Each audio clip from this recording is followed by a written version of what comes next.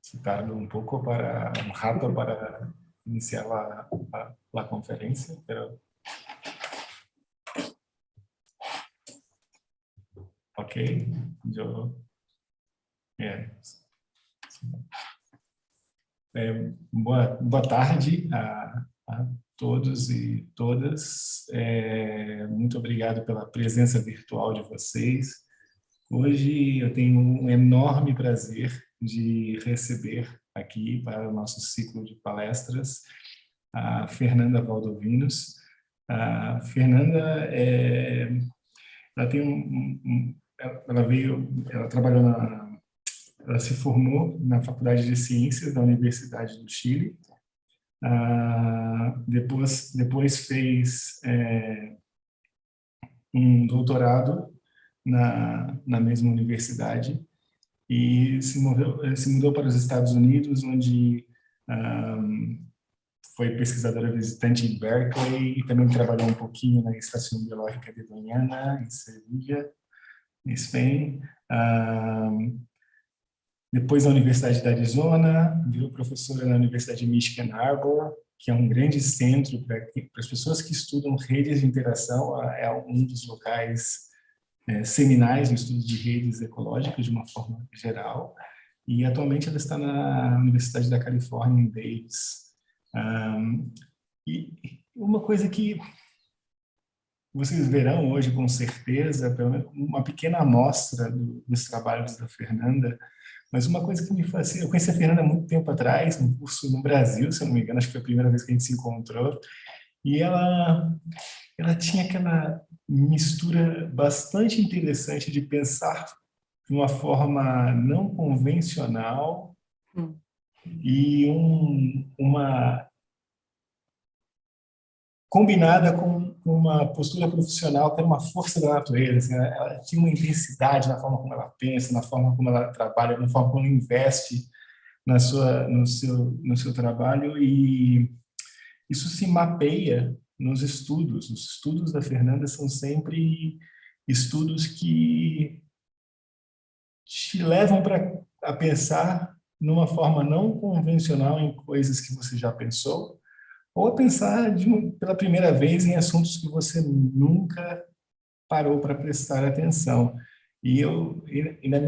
Pelo menos nos últimos 7, 8 anos, eu tenho constantemente deparado com esses artigos. Mas não, saiu mais um artigo da Fernanda, eu preciso ler porque vai mudar alguma coisa do jeito que eu penso no problema. Então, assim, para mim é uma grande honra, um enorme prazer recebê-la aqui hoje.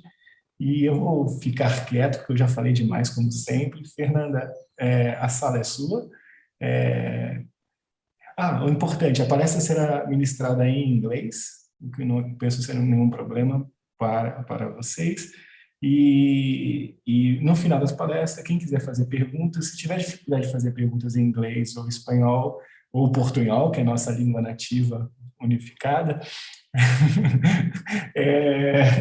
por favor, fiquem à vontade, escrevam ou no chat do YouTube ou aqui no Zoom, para quem está na sala, e a gente cuida de garantir que as questões sejam respondidas. Obrigado, viu, Fernanda? Quando você quiser. Okay, thank you, Paulo. Yes, I thought it was going to be more inclusive. It was in English, but I'm happy to also respond questions in Spanish, or anything works. We are all Latin Americans here. Okay, so I always like to start my talks with a beautiful picture of one of our study sites in Colorado, the Rocky Mountains. And it's just to show, like, there are hundreds of species of plants and pollinators here. We really don't see them all just by looking at the picture, but it's very nice that with this beautiful landscape, we can then build this network, right? So on the, let me see if I have my laser, here it is. So on the left, each node is a plant species. On the right, each node is a pollinator species. And then who interacts with whom is this visitation from pollinators to plants. And why it's good to use networks to study these community level questions? First, they make ecological complexity more tractable, meaning there are many different ways in which all these hundreds of species can interact, and networks allow us to limit all that big, huge complexity into the actual parameter space in which nature lives. So among all the many possibilities, nature only has a few of those. Then allow the study of responses of whole communities to perturbations. So it's not just studying like one-on-one interaction between species, but like how the whole entire community that we're studying responds to that perturbation we are interested. And finally, it allows us to study and evaluate the interplay between structure and dynamics and the influence of such interplay on their system responses to perturbations. So it's not just structure, it's not just dynamics. There is this interplay that can help us to understand the responses to perturbations. And what is, I'm sure all of you in the audience know this, but I will just quickly go through this. What is the importance of mutualistic networks? They sustain terrestrial biodiversity with around 300,000 flowering plant species and 200,000 pollinator species. They sustain food security with 2/3 of our globally important crop types depending on pollination, either for quantity or quality. And that translates into 200 to 600 billion a year in food production. And we know also that these systems are under threat with species invasions, habitat deterioration, diseases, climate change, pesticides. Just in the US, 50% of the beehives have decreased in the last 50 years. And a German study has shown that German nature reserves, the flying insects in the German nature reserves have declined in 75% in the past 25 years. So the threat is real.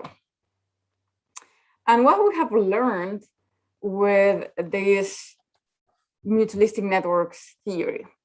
First, they have provided us a general and systematic description of the architecture of mutualistic interactions that we have used over and over to describe the systems we study.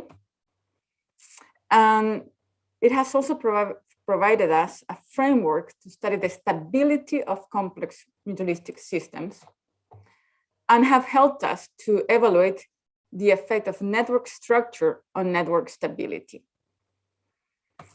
And finally, with all this, what we have been able to do is explain the structure and dynamics of the mutualistic systems we are interested in.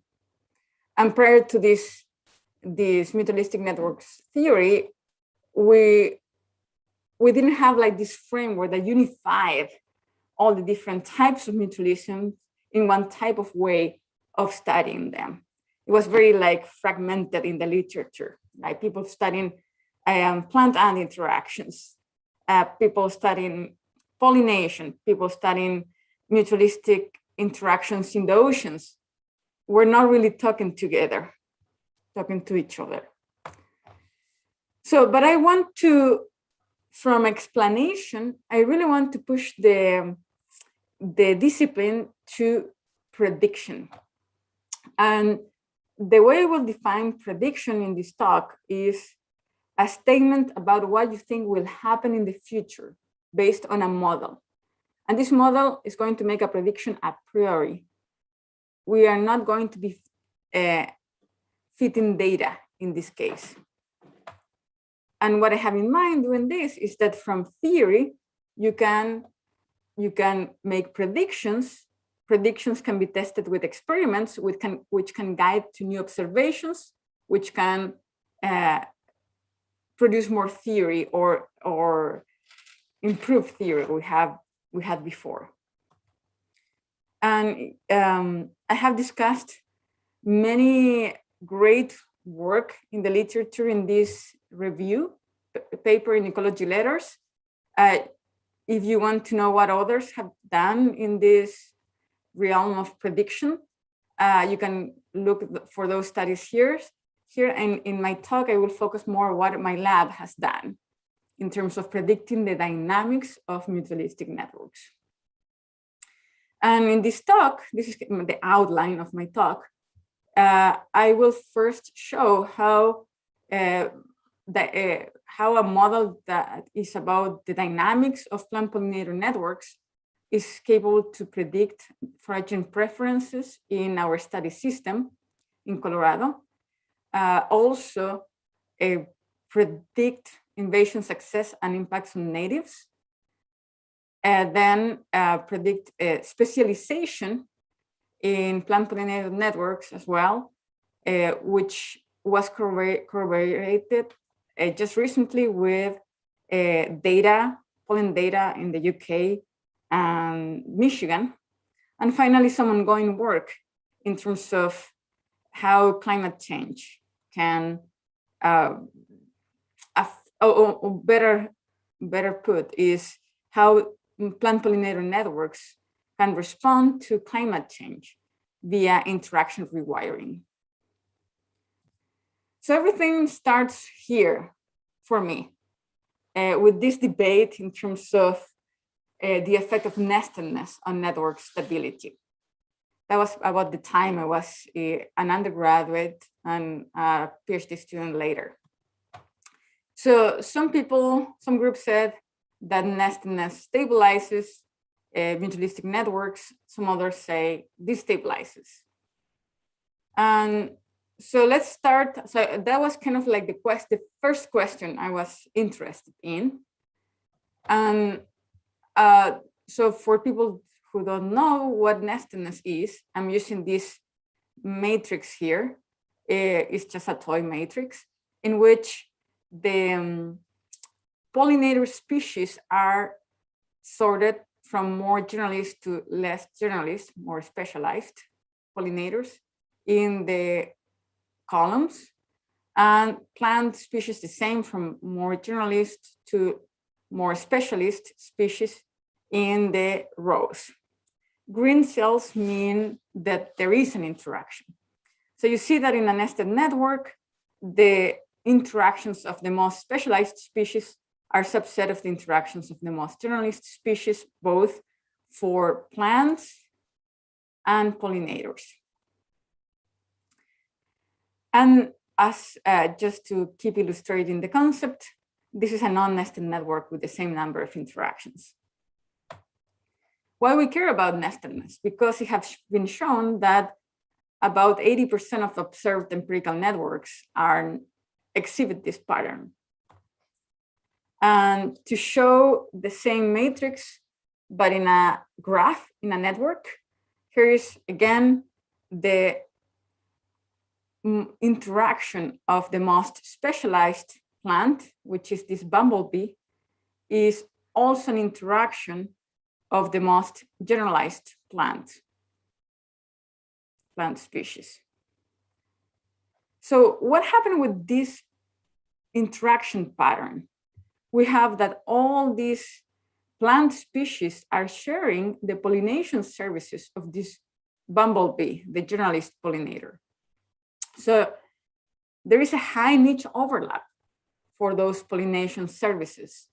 Why we don't see more competitive exclusion in nature among these plants, or why we don't observe more pollen dilution, given that this pollinator is carrying the pollen of all these different plants. And we all know that the plant needs its own conspecific pollen for reproduction.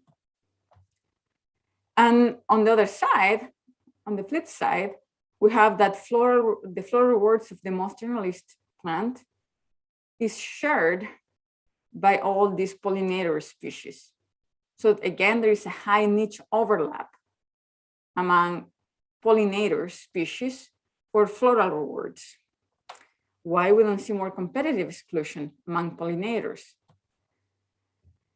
And previous models before the one I developed were only about positive net positive interactions among between plant and pollinators, which meant that then you only get positive interactions among the plant species that share the pollinator species.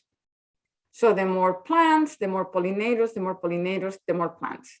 So that's the way you always got high stability, and that nestedness was good because you get more with more shared partners. Everybody was growing in abundance with a saturation, but still positive interactions. So what I did with my dissertation is developing this model in which I decomposed this positive interaction, the mutualistic interaction between plants and pollinators, into the mechanisms, the biological processes involved in this interaction. So the pollinators, it consume the floral rewards produced by the plants, while also giving this positive, while also providing the pollination services. So to model that, what I did was decomposing the plant dynamics into its vegetative growth, just like the growth of the population, and the rewards dynamics. That is faster, and is when the pollinators consume that while providing the pollination service to the plant. And the plant produces these rewards.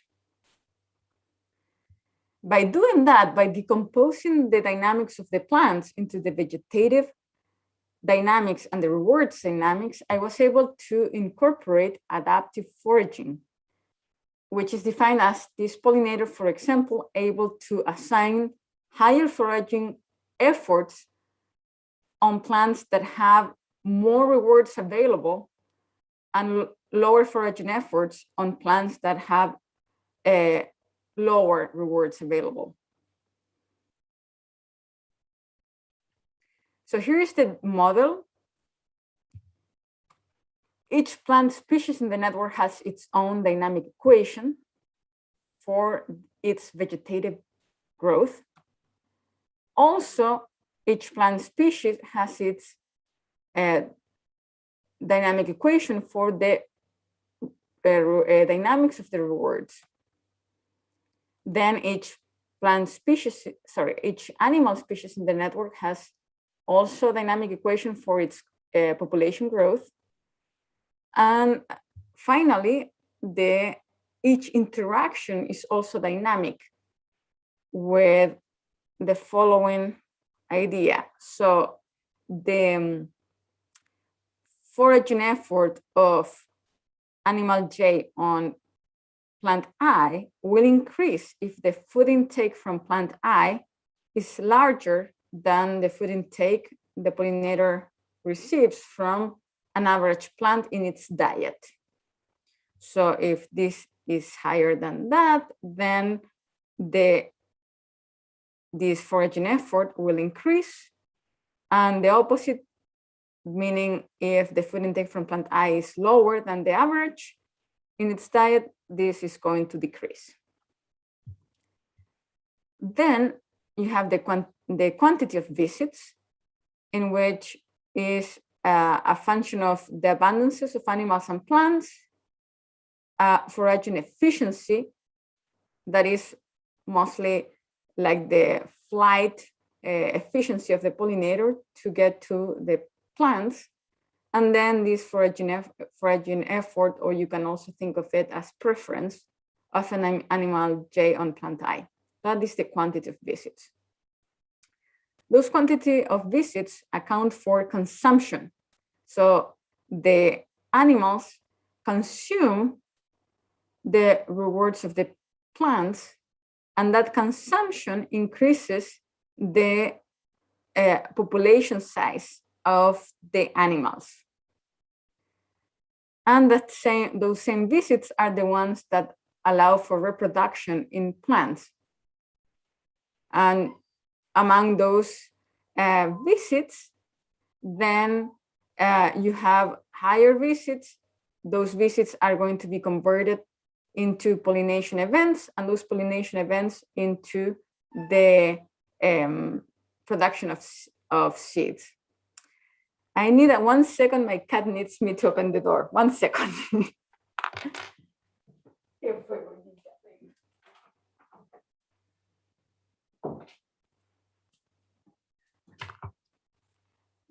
Sometimes. Okay. Then we have this reproduction. And the reproduction of plants not only depend on the quantity of visits, also on the quality of visits. And this quality of visits is modeling the amount of pollen that the pollinator carries in its body of the plant eye. And that will depend on the visits that the pollinator assigns to the plant over all the other visits times a weighting parameter. So if the pollinator is a specialist on the plant, this is going to be 1, and it's going to be the maximum quality of visits. If the pollinator visits a lot more other plants, then this value will be very small, and the quality will be very small.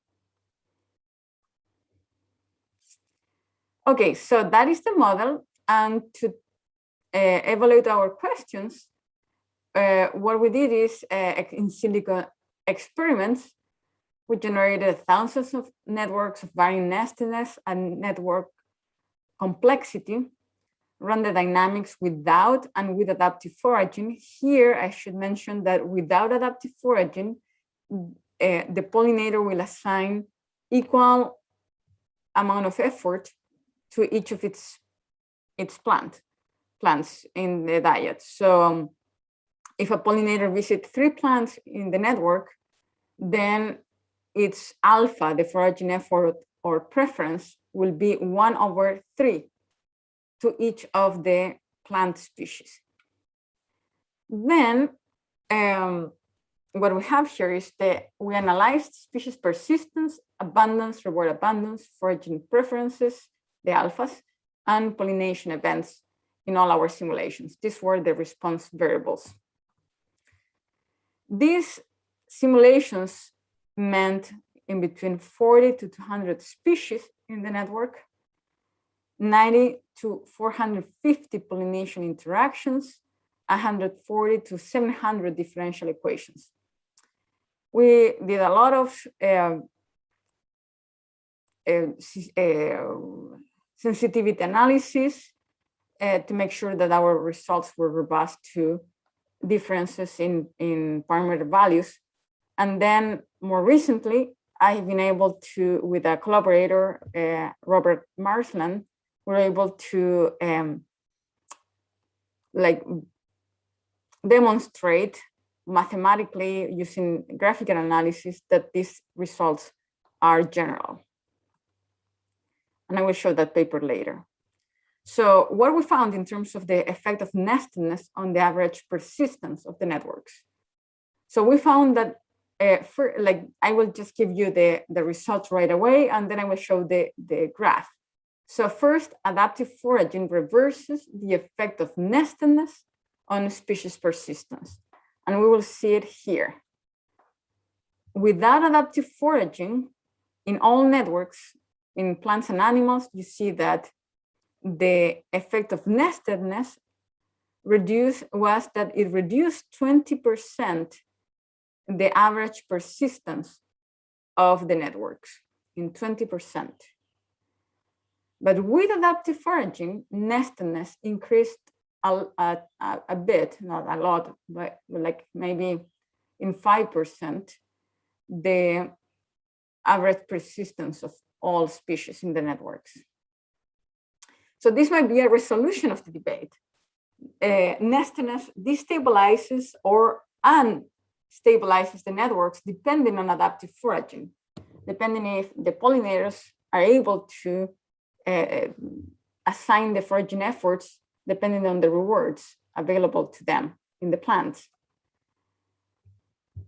And if we see what happened in each subset, the animals and plants, we see that in terms of the animals, they're the ones that get most harmed by nestedness, and I will show later, like in the next slides, why this is the case. But especially pollinators go extinct in nested networks in the simulations, and for plants, is where having a highly nested network with adaptive foraging is really good for their reproduction and persistence.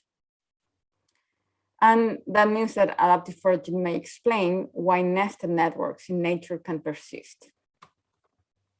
So here are the explanation of those graphs.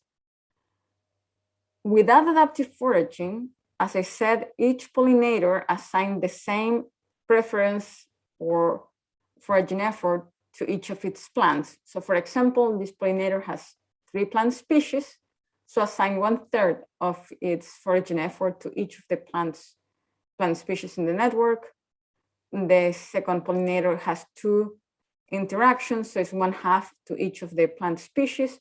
And this pollinator that is a specialist on this plant and on this generalist plant species is going to assign all what it has to that plant because it's stuck interacting with that plant.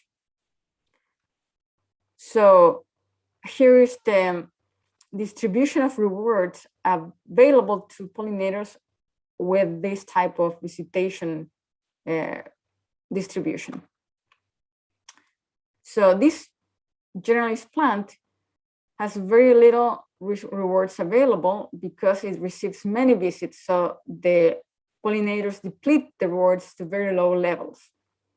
Then this other plant that has 2 interactions is less depleted, but somehow depleted. And then this specialist plant that only receives few visits from this generalist pollinator has plenty of resources available to pollinators, which means that the specialist pollinator, which only can get food from this plant that is the rewards are very depleted, goes extinct because it doesn't have enough food to persist to compensate for the mortality rate. Then this specialist plant, which only receives few visits that are very diluted in terms of pollen, also goes extinct because it doesn't have enough quality of visits to compensate for to have enough reproduction to compensate for mortality in its dynamics.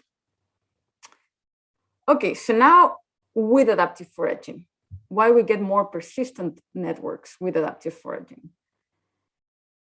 In a nested network with adaptive foraging, this pollinator will reassign its foraging efforts from the other plant species that have lower rewards to the one that has more rewards, which is the specialized plant. So then this is the new distribution of rewards. Again, the rewards of the specialist plant decreases and the rewards of generalist plants increases because there is less consumption from the generalist pollinator, a lot less. So then the specialist pollinator is able to persist because it has enough food. And the specialist plant is also able to persist because it gets high quality visits from the generalist pollinator that is, in fact, not as generalist as before, because is temporarily specializing on this specialist plant in quantitative ways. So the prediction of this model is that pollinators prefer specialist plants. If we have in the y-axis a normalized foraging effort per individual, meaning if we have the visits and we divide the visits by the abundances of plants and pollinators. And this is the model. In the x-axis is plant generality. That means the number of pollinators that visit each plant. And we see this negative trend, which means that the plants with lower degree, with lower number of pollinator species visiting them, will have more foraging effort in terms of individuals normalized foraging effort assigned to them. So we tested this prediction with empirical data. This is data from my collaborator, Barry Brosey. I showed several pictures already of this beautiful Rocky Mountain Biological Lab in Colorado. That's where we work together. And we see the same pattern, meaning the pollinators, when we think of them as individuals, as a standardized individual, they prefer to visit the plants with fewer visitors. Yeah, negative trend. And this was a very important result, very astonishing, because all data before, because they were only talking about frequency of visits without standardizing by abundance, were saying the opposite trend, that there was this interaction between journalist and journalist. The core, like in the Nestedness realm, like the core journalist in nested networks, which means that all this asymmetric and all the core of the game was played by the journalist species, journalist pollinators and journalist plants. Here we are providing evidence for the role of specialist plants in maintaining the network. And also, we're emphasizing the importance of standardizing by abundance, which connects with Nico Bluthen's work as well, that abundance is very important to consider these systems. Okay, so that was the first subject in which we were able to test predictions of a mathematical model that has the mechanisms, the biological mechanisms we find relevant in these systems. And then now we'll kind of go faster through the next works, but the important thing is that you understand what are the mechanisms we're analyzing in these models and that we are testing with empirical data. So this next work is about species invasions, in particular pollinator invasions. And the idea was to develop predictive understanding of factors and mechanisms determining the invasibility of these networks and the subsequent effects on native species. So simulations, again, 1,200 networks of varying richness, connectance and nestedness. In each network, we introduced one pollinator node with different types of traits: generalist or specialist, high or average foraging efficiency. When I say high average foraging efficiency, means average is the average foraging efficiency in the network, like it is like the native pollinators, or higher than the native pollinators. Then adaptive versus fixed forager. we introduced the pollinator using 3 different linkage algorithms: random, to most, and to the least connected plants. 2 mortality scenarios, high, low, which meant that we ran 43,200 simulations. And we evaluated 31 predictors using classification and regression tree analysis.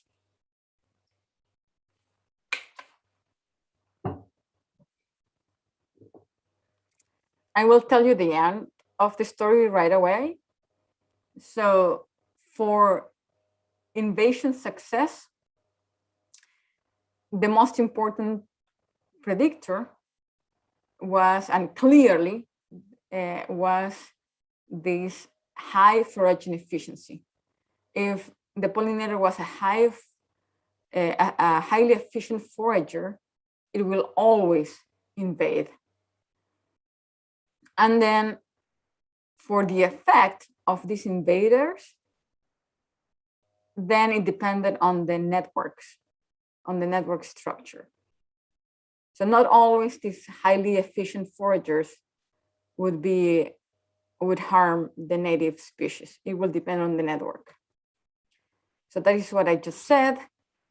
For invaded, is an important part is the efficient foragers, and that the effect on pollinators' persistence, pollinator density, plant density, and total floral resources depended on the network structure. So there is a lot of variability. Not necessarily it's going to be always negative. And here we have the results for the role of the structure of the networks on the persistence of, on the effect of the persistence of native pollinators. So the higher the Gicardian index, meaning the more overlap between the invader and the native pollinators, the stronger the negative effect on the native pollinators. That's one result. The other result is for pollinator density, is that the more plant species visited by the alien, the stronger the negative effect on pollinator density. And the explanatory mechanisms for this is the following. So here is the pollinator that is invading the network that is highly efficient. It connects to these 2 plant species. So what happens? The pollinators that are native pollinators that are able to reassign their foraging efforts from the plants that are shared with the invader to the one that is not shared with the invader, they're able to persist. They don't go extinct. They just reduce their abundance because now they have to forage on a plant that was not their preferred plant. It was not the one providing them the most nutrients and the higher profit in terms of energy. So they reduce their abundance, but they're capable to persist. The pollinator species that only visits plants that are shared with the invader, that pollinator species go extinct. And that is the main result of the model, and we were able to, we didn't do this in terms empirically because it's very hard, but we were able to find several empirical work in the literature in which those results can be explained with the results of the model. And this is the paper I mentioned in the American Naturalist, in which, and this is kind of an old slide, this is already published in 2021, January 2021 or something like that. So we were able to use like this Tillman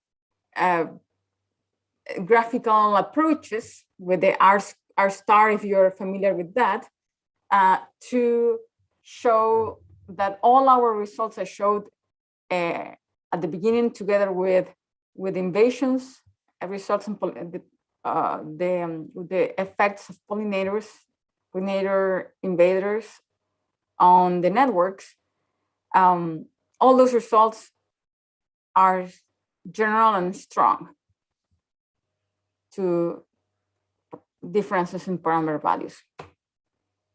Okay, so now we can go to our third topic in this talk. This is also just published in Ecology Letters 2021. And what we did here is incorporating phenology. Phenology in terms of flowering, like flowers blooming, and insects being active during the flowering season.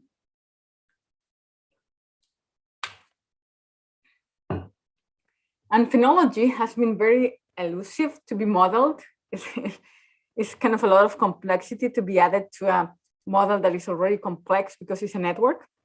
But my postdoc was very clever in finding a way that is simpler, but still embraces the true complexity of the system.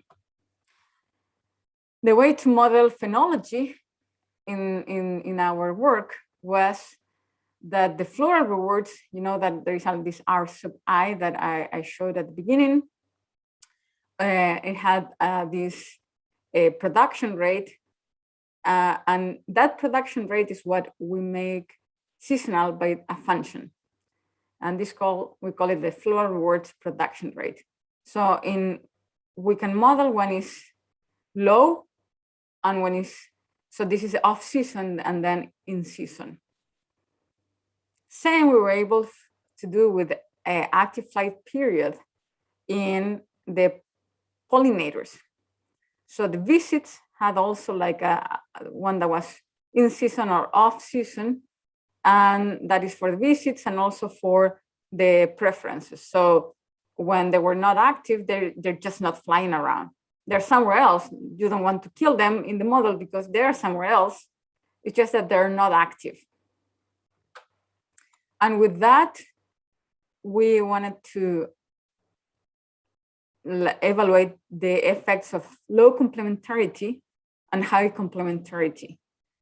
Low complementarity means like all these, for example, for the resource production rates, all flowers bloom at more or less at the same time, or high complementarity is that they flower at different times in the flowering season.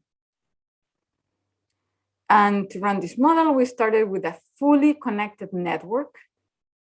So phenology, in terms of when the flower blooms and when the pollinators are actively flying, together with adaptive foraging, is going to determine the empirical network. And just to illustrate how this works, you know, I showed the model. I'm just showing how the interactions are going to be like changed over time given phenology. So if the flight foraging time of the pollinator and the flowering time of the plant have some overlap during time, then during that time that they overlap, there will be an interaction among animal and plant, that animal and plant. If then they don't co-occur actively in time, they don't interact. But the interaction is potentially still there. That's why they're fully connected topologically. They have the evolutionary potential to connect, but ecologically they don't connect because they are not co-occurring in time. And then they might co-occur again in time 3 when this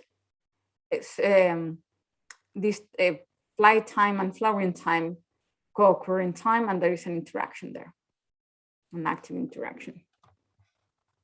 So with that model, we were able to test the following hypotheses. So we have 2 types of pollinators. the ones that have long flight period, so they are present longer in the season when they're actively flying, and the short flight period bees, in which they are actively foraging in a very short time in the season. And we have two types of environments, the ones that are highly seasonal and the ones that are low seasonality. So in a highly seasonal environment, you have the flowers bloom more or less together. It's clear when it's a summer and when it's a winter. In low seasonality, then there is not a clear difference between when flowers bloom. So in a situation in which there are long flight periods and low, high seasonality, so this is important part. So when the bee is a long flight, they are present in the season for a long time, it doesn't matter the seasonality. They're just generalists. Doesn't matter how seasonal is the environment. But if you're a short flight bee, if you're present in a short moment in the season, then seasonality is important, because you get to see only one plant blooming in the season in a highly seasonal environment. So you will be specialist, or you will see many plants blooming in a low seasonal environment. So you will be a generalist. That is the prediction. That is a hypothesis which we find with the model. And also, we were able to find this pattern using Michigan and UK data, pollen data. So what we have here is that Michigan is highly seasonal. You know that there is snow there, and the UK is less. And you will find that the Michigan is much more specialized than the UK. So that was the third work. And then as ongoing work, the final part of my talk, which will be very short, is predicting interaction rewiring as a response to climate change. And this is a NSF Rapid. We have, I'm a co-PI. The PI is Barry Brosey. And again, same beautiful part in Colorado, where our data comes. Here is the place in the map.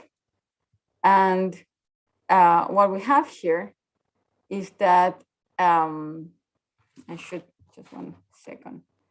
Let me see where I am here. I should remove that. Okay. So what we have here. So we have independent measurements of species abundance. That is very key in this data set. And how Barry's group have done that. So we have different transects, like different plots. And in one of them, they measure interaction frequency by recording how many pollinators visit a particular plant species, so recording visits. And then there is another set of plots in which what they do is, instead of recording the pollinator presence in the touching the reproductive parts of the flower, what they do is just netting in the air. And whatever gets into the net, they count it. So that is more pollinator abundance, not in the interaction, but like just flying around. So then species abundances and visitation rates measured in normal years, which were the 2016 and 2017. And then we had this drought in 2018, a recovery in 2019. And there was actually a drought also in 2020, together with the pandemic. So it was, yeah. So anyway, that's a long story. So anyway, so we have the drought and the recovery year. And the point is using traits. So various group is measuring traits, species abundance, and rewards abundance for the plants. And the idea is to have this potential network that is all the possible interactions given the traits, and then the realized network, for example, because during the drought, this plant species did not bloom, and this pollinator species, for example, was not active because most of the nests below ground died.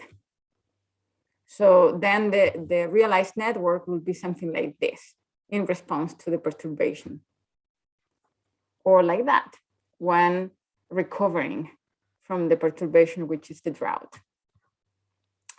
Okay, so conclusions. We are moving closer to a more predictive theory on mutualistic networks. And the approach I like to study or to produce this more predictive theory is consumer resource interactions and species traits. And in this talk, I was able to show you the foraging preferences, like how we used this more mechanistic approach in terms of modeling the dynamics of these systems to predict foraging preferences in the field, to make predictions on invasion success and impacts on natives that could guide more empirical work. Also, we're able to predict pollinator specialization in plant pollinator networks and test those predictions using pollen data from Michigan and the UK. And then also we're working on predicting how the network in Rumble in Colorado is going to be affected by drought, which is driven by climate change. And just very briefly, it's not that I have time to show this, but all beyond plant pollinator networks, my lab also works in food webs in fisheries. So the plan is to evaluate how fisheries affect the marine ecosystems from a network standpoint. And so there is work there. As external factors, just removing biomass of fish. That is what we did with my former student, Isidora Avila in Chile, also with my collaborator, Anna Kuparinen in Finland, and now integrating the human component more dynamically using economic equations to evaluate the bioeconomic feedback loop between the foraging effort, price of the yield, and the ecological dynamics modeled with food webs, dynamic models of food webs. And yeah, we're having other things going on in terms of also trying to incorporate other types of networks, fishing effort networks and social dynamics. And with that, I want to say thank you for your attention. And I'm very happy to receive any questions and initiate a discussion here. Thank you so much, Fernanda, for this beautiful talk. I have to say, I got very interested also in seeing the other research lines that you are developing on food webs and fisheries. Recently I started to work on that with Rafael Raimundo, that you probably remember from the network course. And this is a very exciting topic because there are a lot of open questions about how you integrate social and ecological networks. So this is amazing. But you already had you already gave us a lot of food for talk with the first part, with the first four parts of your talk. So people, questions?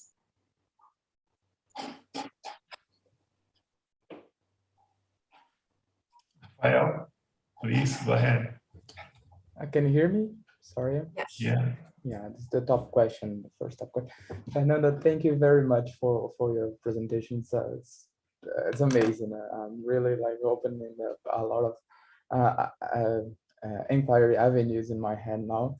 But I would like to ask you about the differences between a discrete vision of the nestedness of networks and a vision that incorporates the intensity of the interactions in the networks.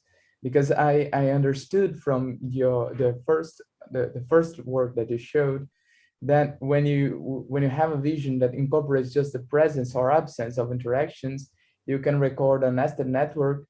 And when you view that in face of foraging adaptation or specifically incorporating the intensity of the interaction, the networks doesn't appear as much nested as before. Is this correct? Yeah, actually we get the, this is work we're doing also with people in Barry's lab, that anti-nested is what is kind of providing the stability because of this niche partitioning.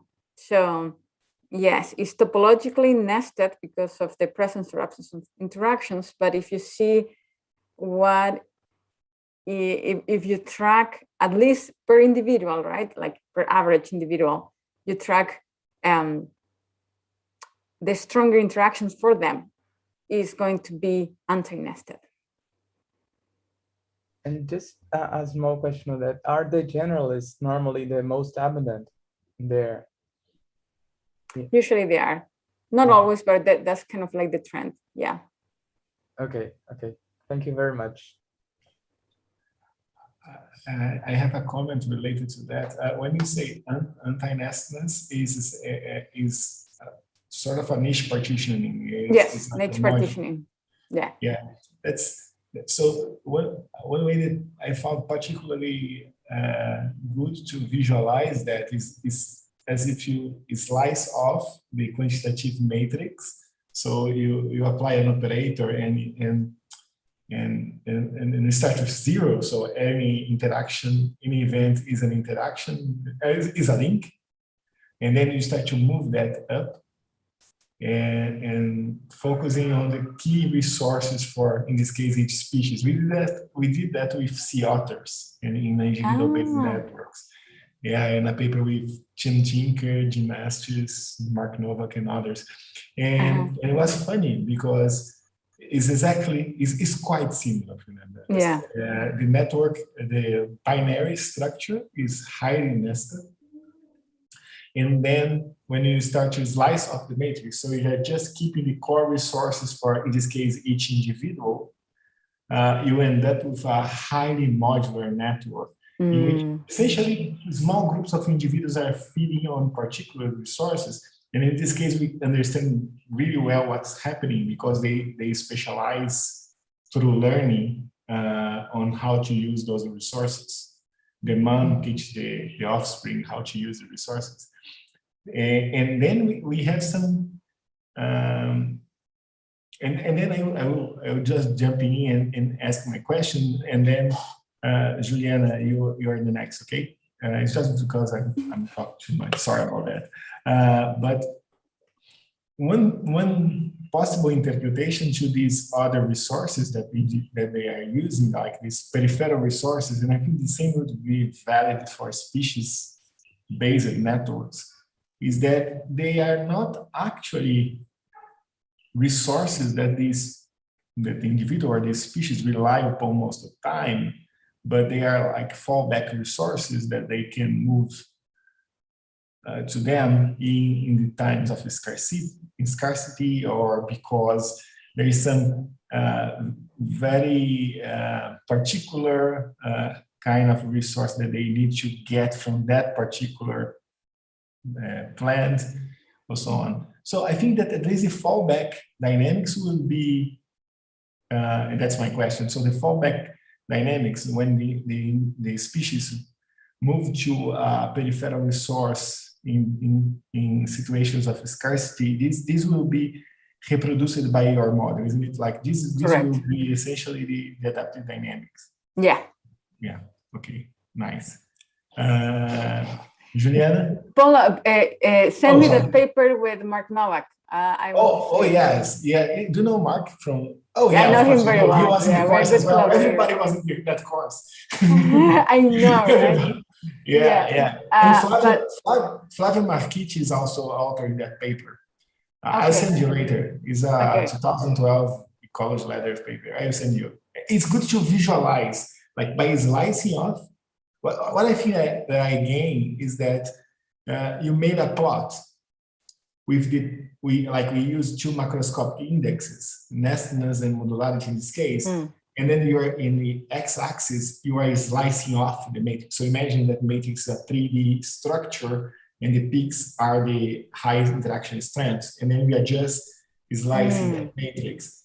And then you have this plot, you have like a profile from these two metrics. So it's more information than a single aggregated index, weighted or not, isn't it? Like, because you're capturing how these indexes are changing when you move from all resources to the core resources in the diet, in this case of the individuals. I'll send you later. Nice, great. Sorry, Juliana. That's okay. That's okay, thank you. Hi, and first of all, congratulations on the presentation. I found everything very interesting and also very related to the work I've been working on and for the past 5 years almost. And I've been studying the dynamics of the population and communities of eggs and larvae of neotropical butterflies. And I've been doing that by monitoring host plants. And I've been wondering if you just did this work and just thought of it by pollinators, or if you also thought of the dynamics of some of the dynamics of the insects and the plants hostage, because we found very interesting, very similar results in our outcomes, and we found that there is also preference plants, and we found there is also a dynamics that it moves according to the preference plants and the larvae and eggs. And well, I could stop thinking of that whilst I was watching on your presentation. So have you ever thought about it? And do you think that is of all kind related? I don't know. Yeah, so I think that what unifies all these findings we're talking about, right? Like the one that Paulo said, the one that you're describing, is that these are consumer resource interactions. Because of that, then you have a lot of this niche partitioning and adaptive foraging, allowing species to coexist. So I have thought about it in terms of that doesn't matter if it's plant-host interactions, doesn't matter if it's mutualistic interactions, doesn't matter if it's just predator-prey interactions. These are all consumer resource interactions that have adaptive foraging involved and niche partitioning. From that extent, I haven't worked myself on host-parasite interactions, but those are still consumer resource interactions, so can be governed by these same ecological principles we just described. Okay. Thank you. Kate? Thanks for the presentation. I know your work. I've been reading everything. Sometimes I even have to pick which one I'm going to cite on this one. I can't cite like 5 papers. Please do. You have to make like, there are so many people to cite sometimes, so you're like, I have to choose some from each kind of important group working on this. Yeah. But from my understanding of your work, rewiring is always modeled, at least this is like what I understood reading and from your talk, from this idea of changing the effort, right? Like between existing interactions. Do you think we know how to model like rewiring to novel interactions? So I think that's going to be important for the prediction part, isn't it? So like, I have one work in which was in which new interactions were created. And that was like more another paper. But with this model, it's actually possible if you assume a fully connected network. That's what we did in the latest work. So you assume that all links are potentially possible. And then you have links that are very close to zero and there is not really an interaction there. So the topology is fully connected, but then adaptive foraging is going to tell you which are the ones that are realized. So in that way, in fact, you can have like new links because they will come from zero or almost zero to a value that makes sense. But do we know, like, if we want to not put like a fully connected network as the possibility, do you think we know what is important? Traits. So for example, in the work with in which we are assuming we are considering traits of plants and pollinators, so you can say with traits which are the like truly potential, but they might not be present in the empirical system, and you will use that topology in the network, in the model, and maybe like the model will say that link that was not present in the empirical system but is potential because of the traits match, that could actually be active whenever phenology allows it, whenever like both plant and pollinator are active in that particular time. Can I ask another question? Mm-hmm. So, like, from what I understand, then you have this kind of skeleton of possibilities, right? Like you say, this is where the effort can be changed. Exactly. Could you make a skeleton with already like different intensity, like probability, like a probabilistic skeleton, like this? Yeah. This is okay. You can, because you can make the parameters in the model dependent upon that skeleton that is quantitative. Yes, you can. For example, the tau ij, that parameter is a magic parameter. You can do a lot with that. Yeah, you can make a skeleton in which tau ij is the quantitative skeleton. Yeah, and that's what we're actually doing with the traits. We're making those like we're using machine learning to produce that skeleton that tells you the matching, how well traits match, and that will be in the tau. But you can use the tau for whatever you want. If you have like a good measure, like measures in the field that you would like to say that is intensity, you can put it in there in the tau instead of just 1 or 0. Yeah. Thanks. Okay. I think that Dan Stauffer published a couple of years ago an approach to combine those different templates with bias probabilities depending on different factors. I remember something about that. I think it was Dan Stauffer. Diego Vasquez também. Oh my God. Diego Vasquez also was thinking about that as well. I cannot speak Portuguese properly. I don't know why I try to speak any other language. It's just because you're able to speak Spanish, Portuguese, and English. You mix them. It's just entropy, you know. It's just entropy. I just lose the ability of communicate, and I start to make some noises. Juliana, I have another question, but I have 42 questions, so I will allow you guys to go ahead because it's better. It will be much more exciting. So, Juliana, you have a question? Your hand was raised, or was just... No, I just forgot to okay. to fold my hand. Sorry. No problem. No problem. So, Rafael, go ahead. No. Yeah, I think there is a little bit of speaking adapted. We are in a speaking adaptive environment. So when I speak English a lot, I don't speak Portuguese very well.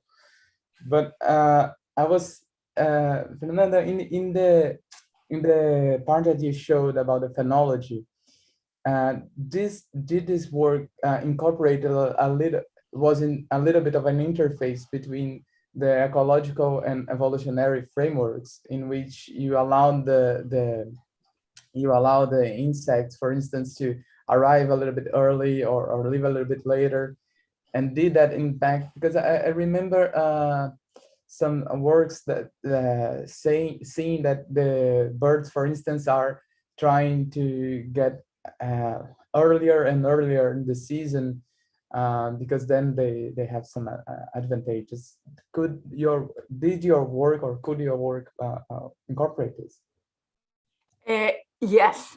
So what the work is incorporating is exactly that, like in terms of when they show up, and that could represent different processes, right? So you can use the model to represent that situation. Yeah, so it could be evolutionary, if you can show that it's evolutionary, right? But sometimes we don't even, for certain questions, it's not as important as is if there is a heritage, if there is like genes involved or not. Sometimes it's just that if they appear, even if it's just plasticity, right? So, but the point is that is adaptive in the sense, not in the sense of genes, but adaptive in the sense of responding to a stimulus, in a sense that will increase food intake or whatever. Yeah. Thanks. I have a comment question.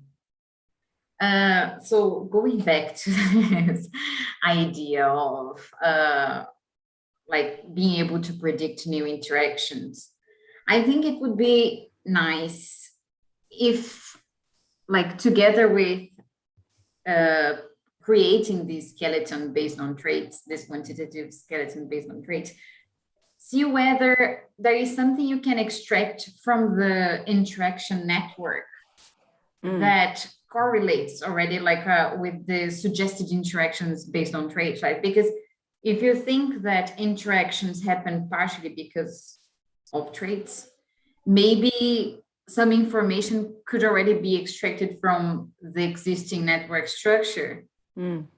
Especially because it's not always that you're going to be able to, or people are going to be able to measure traits at the community level, right? So if there is anything in the signature of the network which could allow you at least to predict some of those interactions that traits predict, this is kind of a shortcut. And I think with what you're doing, you're going to be able to compare that, right? Because you can come up with rewiring ideas and mechanisms, but maybe we still don't have the community level traits to test them, but you could do that. Yeah, I agree with that. Yes, and I think there are several groups that are working in kind of trying to extract the most out of the interaction network. Yeah, and we can kind of use those shortcuts. I agree with you on that. Yeah. Although, like I like the mechanism, so like, and my empirical collaborators also do. So it's good that they are trying to measure like several traits at the community level. So I will kind of stick to that for now. But if you see any other shortcut, I would be happy to see it. Like I'm not the person that does the shortcuts myself, really. I kind of like the the challenging problems.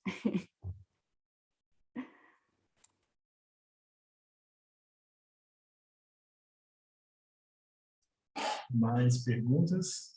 More questions, people? I have one. Bueno, voy a preguntar en... ¿Puede ser? Sí, en español, no hay problema. Bueno, venga. Sí, porque estoy con el inglés un poco derrumbrado. Yo tenía una pregunta sobre el sistema. Quería saber cómo es que funciona la competición, bueno, la competencia entre polinizadores. Si son interacciones directas o si es sobre consumo de recursos. Consumo de recursos. Es consumo de recursos, ok. Y ¿sabes si hay alguna variación en el tiempo, pues, ¿cómo se llama la temporada? Si hay más competición al final de la temporada o al inicio o intermedio o siempre se mantiene parecido. Oh, nunca me lo he preguntado, la verdad. Como ya, a mí me gustan más los mutualismos, me fijo en el mutualismo y la competencia salió como añadido porque hay recursos, entonces no, nunca me lo he preguntado. Te podría decir de inmediato que va a depender, como es todo a través de los recursos. La competencia va a ser más grande cuando hay más sobrelapamiento de consumo y cuando los recursos son más limitados. Eso es simple, eso lo sabemos desde la teoría de la competencia. Entonces, no sé cuándo sucede cada cosa, pero sí sé que eso es lo que derivaría en más competencia o menos competencia. Gracias.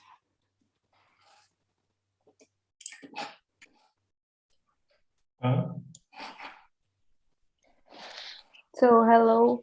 Thank you, Fernanda, for the talk. It was amazing, super cool.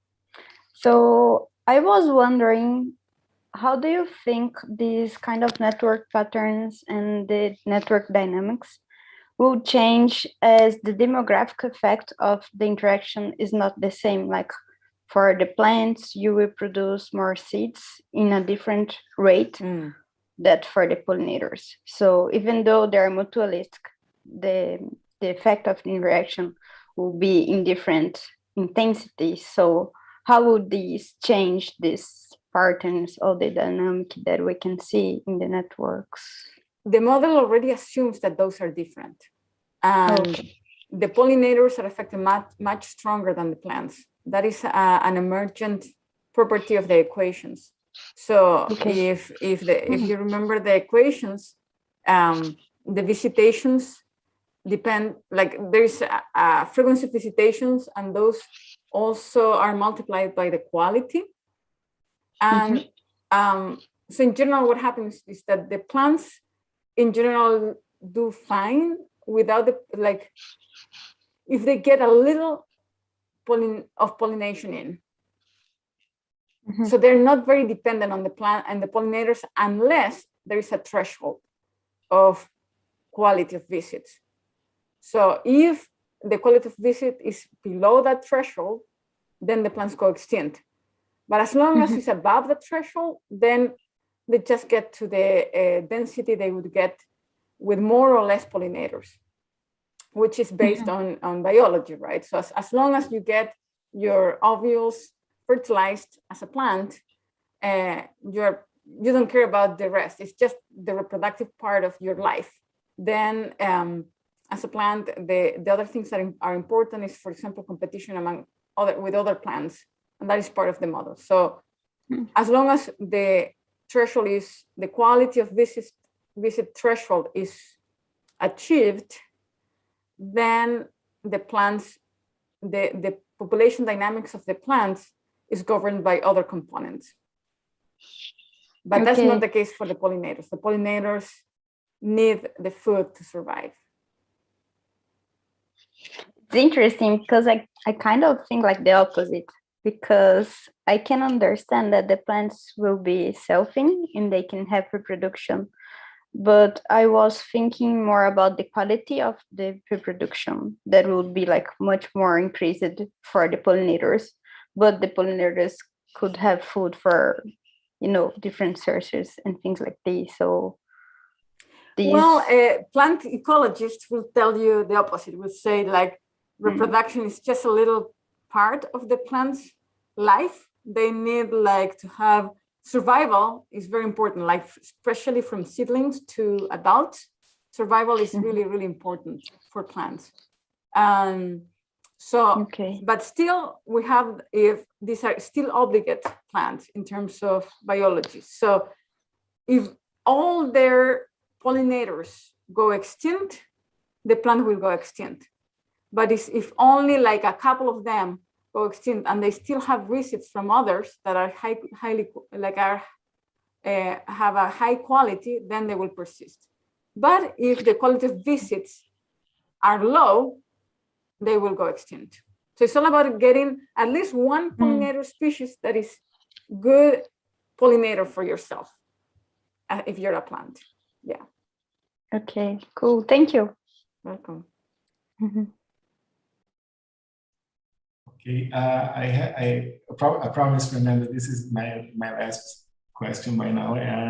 I have one curiosity. You point out that that this approach, although you focus in pollination interactions, plant-pollinator interactions, this would be a very general approach because at the end of the day, they are all consumer resource networks. Yeah. But from an evolutionary point of view, the outcome of these interactions may be very different. And this is a question that I keep myself asking. And I think the first person that asked me this question was Jude Brownstein a couple of years ago in a very clear way. Do you think that the fact of these interactions may lead to different fitness outcomes to the individuals that are interacted, may play a role and may lead to departures from a simple consumer resource dynamics? Yeah, it could be. You're right. I haven't really investigated that question myself. Yeah, I think that I have focused on the ecology and now more on the environmental side of things because of all the environmental problems we have right now. And so I have really departed from the evolutionary questions. Yeah, no, I don't know what, like, there's so many possibilities, right? Like, it's like you can think of so many different mechanisms in which like a plant would develop, for example, like an ability to attract more the type of pollinators that would be more efficient in providing the pollination service, for example.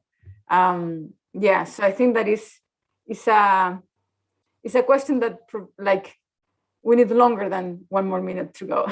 Yeah,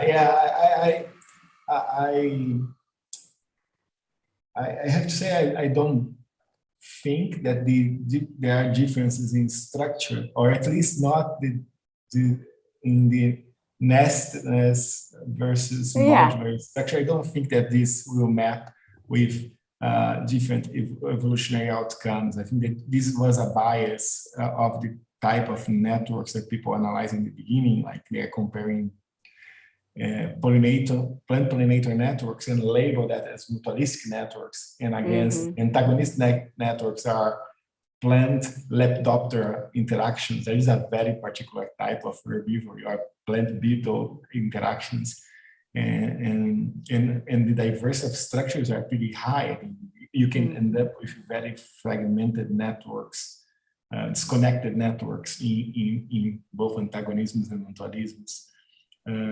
My feeling is that some selection regimes in both mutualistic or antagonistic interactions, they filter out partnerships.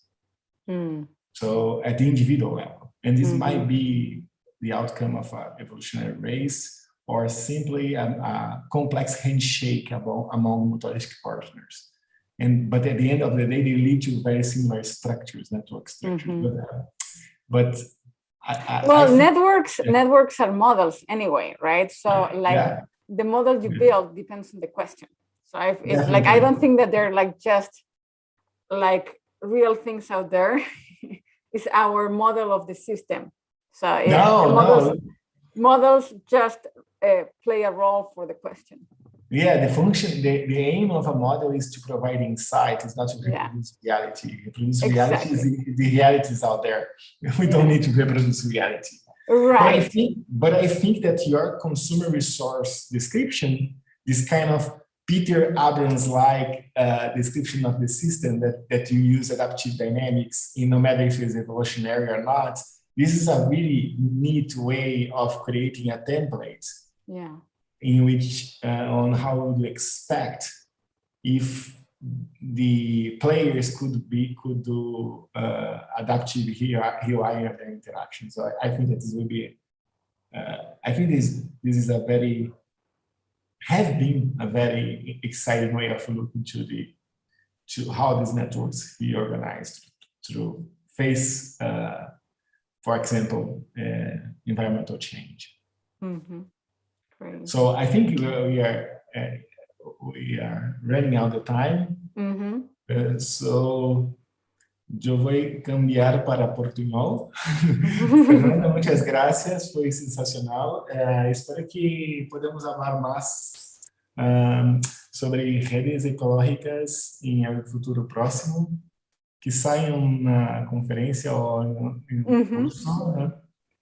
E espero que siga, e eu espero sinceramente que siga sendo estes hermosos estudos que estão ajudando a construir uma teoria realmente preditiva para mutualismos e quizá interações ecológicas. Muchas gracias, Fernanda. Gracias por la invitación. Thank you very much, everyone. Bye. Bye bye.